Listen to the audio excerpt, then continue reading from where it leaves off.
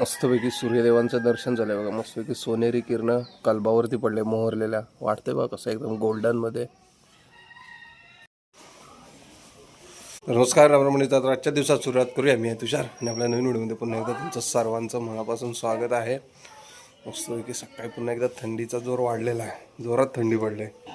निघाला आयुष शाळेत निघाला आहे, ध्रुव पण शाळेत निघाला आहे, शिवम आता संपला आहे.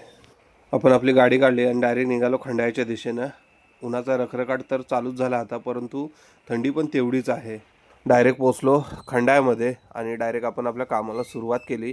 पहिल्या दुकानांची 2-4 दुकानांची ऑर्डर काढून झाली आणि फायनली ते आपण चौकामध्ये गेलो. तिथे आपल्यासोबत संतोष पण होता आणि नंतर जयगड वगैरे सगळं आटपलं. त्याच्यानंतर दुपारच्या जेवणासाठी थांबलो. जयगडमध्ये एक नवीन ढाबा सुरू झाला आहे. म्हटलं आज तिथली टेस्ट तर घेऊन बघूया. संतोषने मागवली होती मस्तपैकी अंडा करी. अंडा करीची टेस्ट तर जबरदस्तच होती. तर काय असेल बघा. काय लिहून आणली बाई की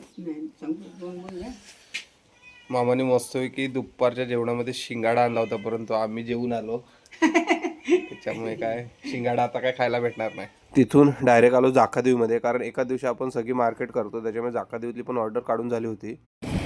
करबुड्या फाट्यावरती वनवा बघा कसला लागला तो. बहुतेक वायरचं कुठेतरी पडली असणारी ठिणगी, त्याच्यामुळे हा वनवा पेटलाय.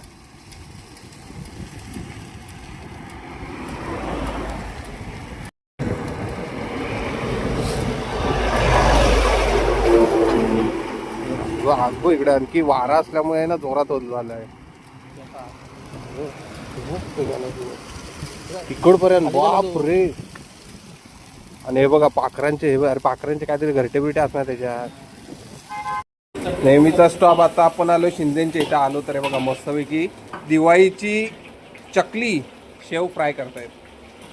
ए विनया इकडे बघ. आणि विन्याचं काहीतरी काम चालू आहे खाली मस्तपैकी. घरी जात होतो करबुड्या फाट्यावरून, तर मध्येच आपल्या लिंक रोडला उक्षी ते रत्नागिरी लिंकला मध्येच ॲक्सिडेंट झालं होतं. तर म्हणजे गाडी जरा सावकाश चालवत जावा. तर म्हणजे अशा प्रकारे आपला आजचा दिवस इथेच संपतो. जेवण वगैरे सगळं आटपलेलं आहे आणि थंडीचं प्रमाण वाढतच चाललं आहे. तर आता भेटूया उद्याच्या नवीन व्हिडिओमध्ये. तोपर्यंत सर्वांना टाटा आणि बाय बाय.